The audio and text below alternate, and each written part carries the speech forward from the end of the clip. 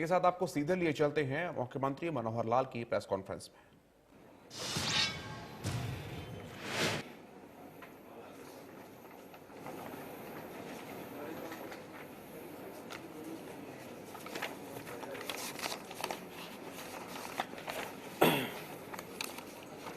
मित्रों नमस्कार। थोड़ा विलंब हुआ, इसके लिए आशा करता हूं कि आप स्थिति को समझ रहे होंगे कि लगातार सब लोगों से संपर्क बनाए रखना और उसमें से हर समय कोई ना कोई कठिनाई उसका सामना करते हुए आगे बढ़ रहे हैं हम लोग। आज आप लोगों के सामने इसलिए आया हूं कि केवल जानकारियां नहीं देनी, बल्कि कुछ बातें आपसे आपके माध्यम से जनता से साझा भी करनी है। परिस्थितियां जैसी हैं, हमको सबको मालूम है कि लगातार निरंतर कोरोना का जो प्रभाव है वो बढ़ रहा है, और केवल बढ़ रहा है इसकी जानकारी पूर्व अनुमानों से तो की जा सकती थी, लेकिन जितना अनुमान था उससे बहुत अधिक बढ़ रहा है। अगर वर्षा के दिनों में बाढ़ आए इसका अनुमान तो लगाया जा सकता है, लेकिन बाढ़ की बजाय सुनामी आ जाएगी इसका अनुमान नहीं था। यानी पिछली बार भी पहली जो लहर थी उस लहर में हमारा मैक्सिमम जो दिल्ली का आंकड़ा वो 3100 के लगभग गया था, और फरवरी आते आते लग रहा था कि ये चीज़ें अब काबू में आ गई हैं और चीज़ें ठीक हो जाएंगी।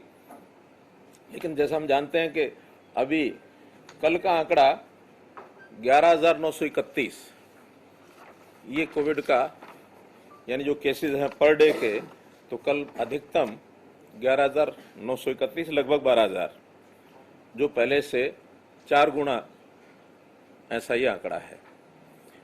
अब उसके लिए व्यवस्थाएं जितनी हमने पहले बना ली थी 3,100 पर डे आने के हिसाब से, उसी हिसाब से उसकी रेशो भी जो मेडिकल व्यवस्थाओं के नाते से, हेल्थ की व्यवस्थाओं के नाते से बनाई गई थी।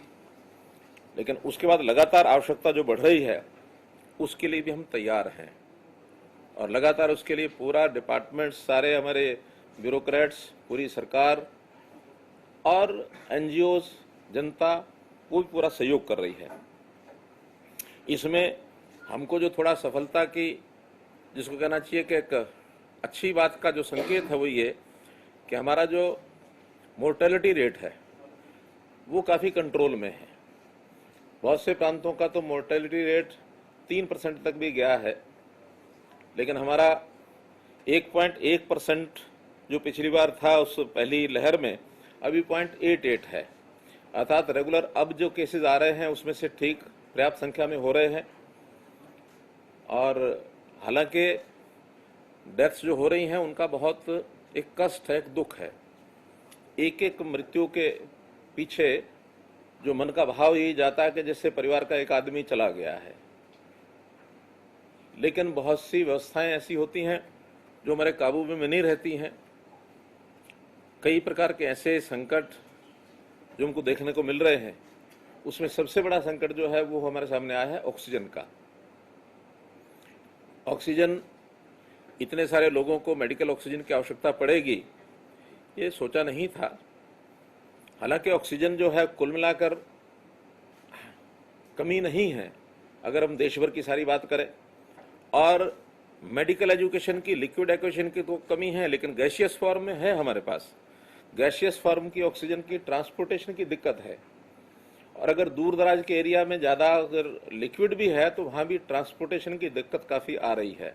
एक स्थान से दूसरे स्थान पर ले जाना, फिर ले जा करके उसके सिलेंडर्स में रिफिलिंग करना, फिर उसके माध्यम से हर एक इंडिविजुअल पेशेंट को सप्लाई पहुंचाना। नए हॉस्पिटल भी जो हम बना रहे हैं उसकी भी जो सप्लाई है वो भी अपने आप में एक बड़ा काम है। तो इस नेटवर्क को तैयार करने के लिए लगातार हम लगे हुए हैं। मैं एक दिन पहले 5 स्थानों पर होके आया। और जो एक्सपेंशन के हमारे काम हैं या गैस सप्लाई के जो प्रोजेक्ट्स हैं उसी को देखने के लिए गया था। पानीपत मेरा जाना हुआ, वहाँ पर गैसियस फॉर्म में ऑक्सीजन हमारे पास उपलब्ध है, तो 500 बेड का हॉस्पिटल, उसकी तैयारी के लिए मैं वहाँ गया था। इसी प्रकार से हिसार, वहाँ भी गैसियस फॉर्म में हमारे पास ऑक्सीजन उपलब्ध है, तो वहाँ एक विद्यालय जो जिंदल मॉडल स्कूल है उनका, जिंदल जो पाइप्स वाले हैं उन्हीं का अपना है, और एक उसी का प्रांगण 3 एकड़ का प्रांगण है, उसमें भी, तो दोनों मिला करके लगभग 650 बेड्स की व्यवस्था वो उन्होंने वहाँ करनी शुरू कर दी है। रोहतक पीजीआई में व्यवस्था पर्याप्त है, 650 नए बेड्स की व्यवस्था उन्होंने की है, लेकिन चूंकि ऑक्सीजन की सप्लाई अभी कम है, इसलिए ऑक्सीजन के कारण से उसको देरी हो रही है, उसको प्रारंभ करने में, चालू करने में। 150 बेड अभी सप्लाई वो चालू कर रहे हैं। 500 बेड जैसे ही ऑक्सीजन की मात्रा पर्याप्त बढ़ती है वो तुरंत चालू होंगे।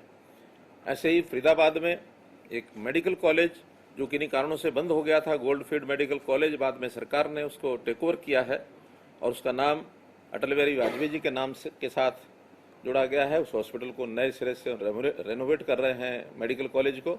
वहाँ भी एक 100 बेड की तुरंत व्यवस्था वो करनी शुरू कर दी है। सामान उसका प्रोक्योर किया जा चुका है और कभी भी वो शुरू कर सकते हैं। गुरुग्राम में एक संस्था, प्राइवेट एक कॉरपोरेट है, तो उन्होंने अपने यहाँ एक गेस्ट हाउस बनाया हुआ था, उसी को हॉस्पिटल के रूप में उन रूम्स को परिवर्तित करके 250 बेड की व्यवस्था वो भी कर रहे हैं। उनको ऑक्सीजन की हमसे अपेक्षा नहीं है, बल्कि वो ऑक्सीजन कंसंट्रेटर्स 250 ये उन्होंने प्रबंध कर लिया है और 1-2 दिन के बाद वो जैसे ही उपलब्ध हो जाएंगे, बाहर से आने, विदेश से आते ही वो उसको चालू कर देंगे। तो ऐसे नए बेड्स की व्यवस्था, ऑक्सीजन की सप्लाई, डॉक्टर्स की, जैसे फरीदाबाद के मेडिकल कॉलेज में जो 100 बेड का हॉस्पिटल शुरू होगा, तो वहाँ आर्मी के लोगों ने कहा कि हम वहाँ के लिए डॉक्टर जितनी आवश्यकता होगी वो मैन पावर भेज देंगे। कुछ स्टूडेंट्स जो हैं नर्सिंग स्टाफ के या मेडिकल कॉलेजेस में जो स्टूडेंट्स पढ़ रहे हैं 4th ईयर के या जो इंटर्नशिप कर रहे हैं, उनको भी सबको हम लगा रहे हैं। साथ ही वॉलंटियर्स इस नाते से जो अपने आप को ऑफर करते हैं, रिटायर्ड लोग हैं, बाकी सब हैं, उनकी भी जगह जगह से जो हमको सप्लाई मिल रही है उनको उपयोग में ला रहे हैं। हमारी जो सरकारी व्यवस्था में IAS, IPS, HCS, HPS या IFS, इस नाते से भी बहुत से डॉक्टर्स हैं, MBBS हैं, MD हैं, जिन्होंने कोर्सेज किए हुए हैं लेकिन सर्विसेज में आ गए। उन सबको भी हमने कहा है कि इस समय में उनको भी वहाँ से निकाल करके और सेवाओं को लेने के लिए इसके अंदर लगाया जाए, उसकी भी योजना सारी बनी है। तो ऐसा पूरी शक्ति, पूरी ताकत, चाहे वो सरकार की है, ब्यूरोक्रेट्स की है, जनता की है, संस्थाओं की है, प्राइवेट हॉस्पिटल्स की है, वो सब उसके अंदर हम ले रहे हैं। और मैं आपको विश्वास दिलाता हूं कि एक एक दिन हमारी जैसे व्यवस्थाएं ठीक हो रही हैं, उसकी ठीक होते ही सारी चीज़ें हमारे कंट्रोल में रहेंगी, काबू से बाहर नहीं जाएंगी। जहाँ तक ऑक्सीजन सप्लाई की बात है, हमें कल से पहले 162 मीट्रिक टन इसका कोटा था। हम लगातार केंद्र सरकार को कह रहे थे, तो कल रात्रि को ही 70 मीट्रिक टन कोटा बढ़ा करके और वो 232 मीट्रिक टन मंजूर हो गया है। और ये 70 मीट्रिक टन हमको उड़ीसा की जो ये स्टील जो जहाँ इंडस्ट्री है वहाँ पर ऑक्सीजन वो हमको मिलेगी। एक ट्रेन 5 टैंकर्स उसमें आज हमने यहाँ से रवाना कर दिए हैं, जो 3 दिन में वहाँ से ऑक्सीजन वापस आएगी। सायंकाल तक 2 टैंकर जो योजना है हवाई एयरलिफ्टिंग के माध्यम से 2 टैंकर वहाँ शाम रात्रि तक पहुँच जाएंगे, वापसी पर वो बाई रोड आएंगे। तो इस प्रकार से चाहे ये ट्रेन की है, चाहे वो बाई एयर जाएंगे, तो भी कम से कम 1.5 दिन का समय, 2 दिन का समय उसमें लगेगा। तब तक हमारी जो पिछली सारी कैपेसिटी है उसको हम उपयोग कर रहे हैं। जो इंडस्ट्री के अंदर छोटे छोटे यूनिट्स थे, जो प्रोडक्शन के यूनिट्स थे या फिर रीफिलिंग के भी यूनिट्स थे, जो उस ऑक्सीजन को सिलेंडर्स में भरते हैं, ऐसे कई इंडस्ट्रियल यूनिट्स के लगभग 5 तो ऐसे हैं जिनका लाइसेंस हमने दे दिया उनको मेडिकल ऑक्सीजन की सप्लाई के लिए। एक फॉर्मेलिटी पूरी करनी पड़ती है, बाकी भी आज शाम तक 5 या 7 और भी हो जाएंगे। तो ऐसे 10-12 सेंटर्स हैं फिलिंग स्टेशन के रूप में, वो जो काम आएंगे। हमें टैंकर्स की आवश्यकता पड़ रही है तो टैंकर जितने नाइट्रोजन के लगे हुए थे अभी तक इंडस्ट्री में, उनमें से भी हमने कुछ टैंकर्स को और ले लिया है ताकि उसकी सफाई करके ऑक्सीजन के रूप में उसके बदला जा सके। बहुत जगह पर तो आज भी एसेंशियल सर्विसेज के नाते मेडिकल यानी मेडिसिन की प्रोडक्शन है, या और कई प्रकार के डिफेंस के कुछ ऐसे इंडस्ट्रीज हैं, वहाँ तो निर्बाध हमको चलाना ही पड़ता है। लेकिन जहाँ कहीं नॉन एसेंशियल आइटम इंडस्ट्री में ऑक्सीजन की सप्लाई अथवा नाइट्रोजन की सप्लाई अथवा और गैसेज की सप्लाई, उसको लेकर के उसका उपयोग करेंगे। एक सुझाव और आया है कि हम कुछ इंडस्ट्री से बात कर रहे हैं कि सिलेंडर की कमी के नाते से हम सीएनजी जो एलपीजी के सिलेंडर्स हैं, इसका भी जुगाड़ कर रहे हैं कि उसके अंदर उसका जो क्या लगाते हैं वाल्व नोजल जो है उसको उस ढंग से करें कि ऑक्सीजन की सप्लाई उसके माध्यम से हो सके, क्योंकि उसकी उपलब्धता हमारे पास है। तो मेरा कहने का अर्थ है कि इन चीज़ों का जहाँ से भी रिसोर्सफुल कोई आइडिया मिलता है उसको हम लागू कर रहे हैं। विदेश से भी ऑक्सीजन कंसंट्रेटर्स हमको कुछ ऑफर हुए हैं, कुछ अमेरिका से, कुछ यूके से वो आने हैं, लेकिन एयरलिफ्ट होकर के आएंगे, उसमें समय कितना लगता है वो निर्भर करता है। तो ऐसे ऑक्सीजन की सप्लाई हो, ऑक्सीजन का कोटा हो, उसकी ट्रांसपोर्टेशन हो, एक एक बात को हम आगे बढ़ा करके और इसको हम पूरा कर रहे हैं। एक विषय मैं ज़रूर कहना चाहूँगा, और वो 2 दिन पहले जब मैं रोहतक गया था, तो रोहतक में जिस प्रकार से मैं बातचीत यहाँ कर रहा हूँ, बहुत खुल करके बात करने का मेरा स्वभाव है। बहुत लाग लपेट करने का, चीज़ों को छुपाने का या भाषा को तोड़ मरोड़ बोलने का मेरा कभी स्वभाव नहीं रहा। बहुत एक जैसे गांव का आदमी बोलता है, इस तरीके से मैं अपनी बात को स्पष्ट कह देता हूँ। उसी संदर्भ में मैंने ये कहा था कि इस समय हमारी चिंता है एक एक व्यक्ति की जान बचाने की, और उसकी जान बचेगी तभी हमको संतोष होगा। हमारे मानो किसी भी हमारी किसी लाचारी के कारण से, हमारी व्यवस्था की कमी के कारण से अगर एक भी व्यक्ति की मृत्यु होती तो हमें बहुत दुख होता है। तो हम व्यवस्थाओं को बना रहे हैं, एक एक करके आगे कर रहे हैं। और मीडिया के मित्रों ने कुछ इस प्रकार के प्रश्न कर दिए कि आंकड़े नहीं मिल रहे, डाटा नहीं मिल रहा, ये नहीं वो नहीं हो रहा। तो उसमें से एक वाक्य मेरे मुंह से जरूर निकला, और वो कोई मैंने अपनी ओर से बोला ऐसा नहीं है। सामान्यतः लोग कहते हैं कि जो चला गया है अब उसको वापस नहीं ला सकते। तो मात्र इतनी बात थी कि हमारे शोर मचाने से कोई वापस आने वाला तो नहीं है। हम तो जो हमारे पास हैं, उपलब्ध हैं, उनका जिनकी बीमारी है उनको दूर करने के लिए एक एक व्यक्ति की हमको चिंता करनी है कि उसकी जान बचे। अभी साधारण सी बात को लेकर के और जिस प्रकार का एक बाउंडर खड़ा किया गया, हमारे कुछ ट्वीट मीडिया मित्र होते हैं तो उन्होंने उस प्रकार से चीज़ों को आगे बढ़ाया, कई चैनल पर भी 1-2 जगह चल गया। मेरा निवेदन यही है कि हमारी संवेदनशीलता उसको ध्यान करें कि हम क्या चाहते हैं। हमारे प्रयत्नों में कहीं भी कोई कमी आपको नहीं दिखेगी। हम अपने प्रयत्नों को इस ढंग से कर रहे हैं कि जैसा मेरा अपना परिवार है, और परिवार के एक व्यक्ति की भी अगर जान जाती है तो उसका सदमा, उसका दुख, ये हमको भी उतना ही है, कम नहीं होता है। तो इसलिए इन सब बातों को ध्यान में रखते हुए हमको आगे बढ़ने के लिए और सबके सहयोग की आवश्यकता है। आज विषय वाद विवाद का नहीं है, आज संवाद का है कि हम किस प्रकार से चीज़ों को आगे बढ़ाएं। आज हम सब मिल करके और इस महामारी का मुकाबला करने के लिए आगे बढ़ें। हम अपने मतभेद, राजनीतिक मतभेद होंगे, इलाके के होंगे, कोई भी मतभेद होंगे, तो उनको दूर करके हम एकजुट होकर के, खास करके हमारे जो विपक्षी दल के नेता हैं उनसे भी मेरा निवेदन है। बहुत लोग सहयोग करने की बात कह भी रहे हैं, मुझे लगातार फोन भी आ रहे हैं कि हमारी ओर से बताइए कोई सेवा करनी है। बहुत संस्थाओं के फोन आ रहे हैं, बहुत जो हमारे कॉर्पोरेट जगत के लोग हैं उनकी ऑफर आ रही हैं। संस्थाओं में कई लोगों ने कहा कि हमको बताइए 100 बेड का अस्पताल बनाने के लिए हम तैयार हैं, कहाँ बनाएं। हम उनको एक ही बात कहते हैं कि ऑक्सीजन की सप्लाई का सुनिश्चित होने दें, फिर हम बेड्स की व्यवस्था जितनी आपकी इच्छा होगी हम बनवा लेंगे। डॉक्टर्स की भी हमको प्रबंध करना पड़ता वो भी करेंगे।